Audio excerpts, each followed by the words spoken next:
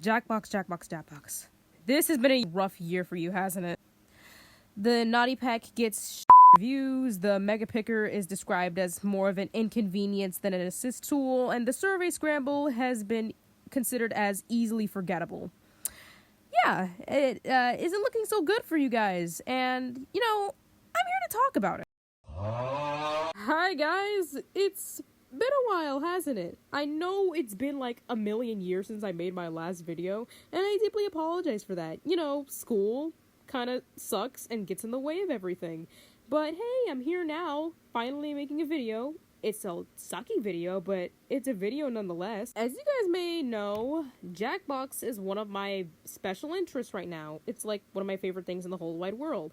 And you may also know that Jackbox has been in some hot water recently, since the 3 surprises that they made this year are all heavily disliked. I'm not even gonna try to sugarcoat it. Everybody thinks that all of them are dog water, and I can't even put my input on most of them because, who am I kidding? I can't put my input on any of them because most of the party packs that I use are on the Xbox, so I can't speak on the Mega Picker. I'm under 18, so I can't say anything about the Naughty Pack.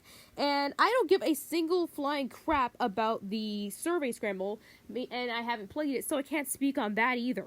This video isn't here to talk about those 3 surprises. I'm here to talk about Jackbox in general and how I am genuinely concerned for how the future is going to turn out for them. Because it feels as if Jackbox is overworking themselves and therefore rushing their games. And rushing their games leads to games that aren't very good.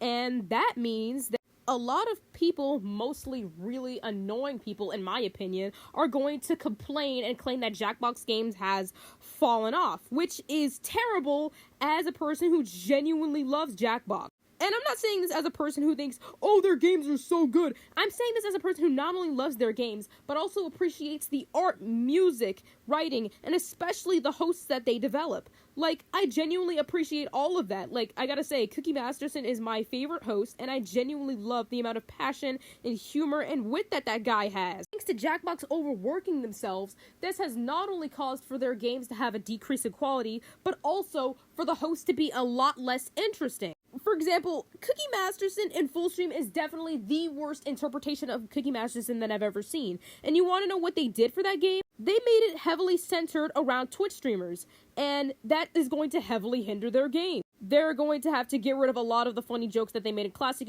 Jack games, since Twitch has a lot of strict guidelines. They're going to have to sacrifice a lot of fun question types and stuff, and just a lot of interesting things that made the original Jack charming is totally gone in Fullstream. And it's really frustrating because I'm a big Jack fan, so seeing Fullstream be so dog water genuinely breaks my heart. And also, Jackbox seems to be catering to, like, younger audiences as well, and this wouldn't be a problem if them catering to the younger audiences wasn't painfully unfunny.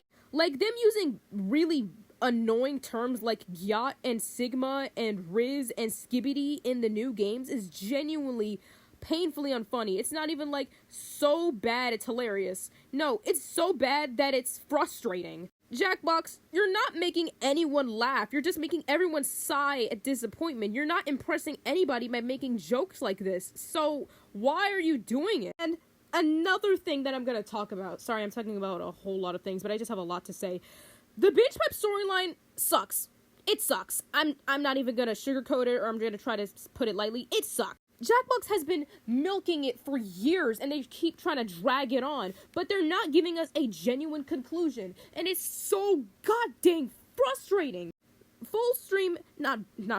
Binge Pipe has ruined Jack, made Cookie Masterson incredibly bland in Fibbage 4 because he rarely snarks there, and it's likely because he's traumatized from the terrible, story arc that is Binge Pipe, and it's just so annoying to see. Like, notice how when Let Me Finish was revealed to be created by Binge Pipe in the Naughty Pack, nobody cared. Like, nobody talked about it on Tumblr or anything. Just nobody cared. And you want to know why nobody cared? Because nobody cares about Binge Pipe anymore. Like, just let the story die at this point. Stop milking it. Or, if you want to keep writing stuff for it, give us an actual conclusion. Don't leave us off at an annoying cliffhanger like you did in Fibbage 4's special episode. Give us an actual conclusion, please and thank you. Now, the most important thing that I'm going to talk about in this video, please, for the love of God, stop catering to Twitch streamers. Twitch streamers don't care about you guys. Like, I know that hurts to hear, but they don't care about your art, your music, or your writing. They don't care about any of that, because you want to know why? They're going to talk about they're gonna talk over every single second of it because they don't care. They only care about the games, and the only games that they play are Trivia Murder Party, Quiplash, and Madverse City. So why would you make all of your games centered around people who don't even care? It makes no sense.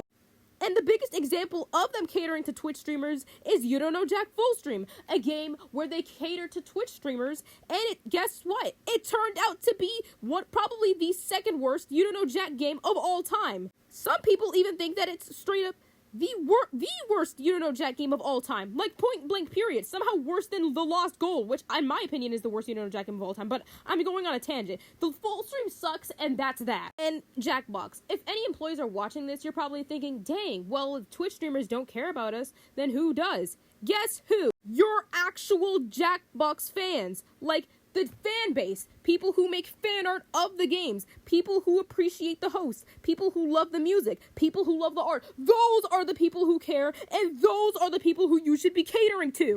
Like, instead of making a Trivia Murder Party 3, how about you make something, I don't know, actually good?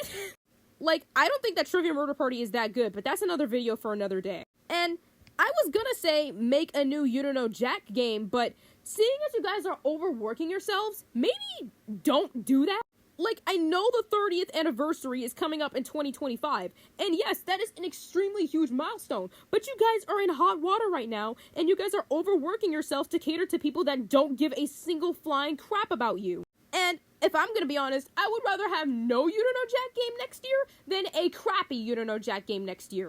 Because it would be like a punch in the gut for the dedicated, long-time You Don't Know Jack fans to finally get a new You Don't Know Jack game after years of waiting, and it turns out to be trash. Like, that would just suck and hurt everyone and make them like you guys even less. So, I rambled for all this time just to say these major plot points.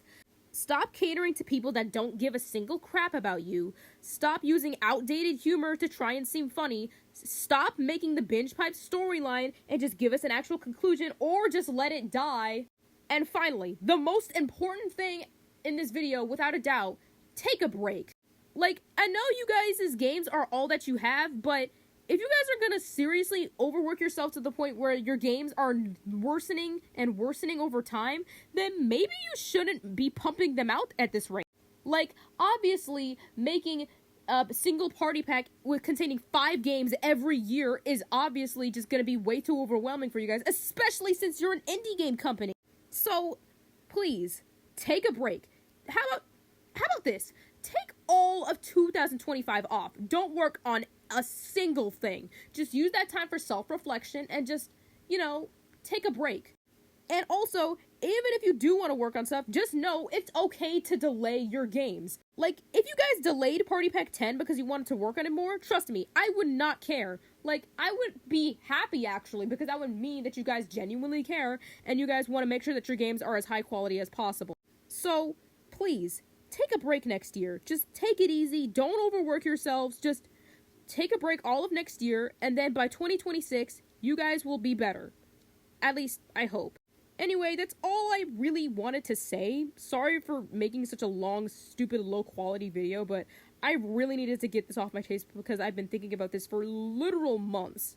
And, if there are any Jackbox employees watching this, which I honestly doubt because my channel's kind of small, but I genuinely hope that this doesn't, like, make me seem like a douchebag, because I genuinely do appreciate all the work that you guys put in. I love you guys, like, genuinely. All of you are so incredibly talented, and I hope to see more of you guys' work. But I just hope that when you guys do release more work, it's good. Anyway, thanks for watching, and, maybe see you guys in the next one?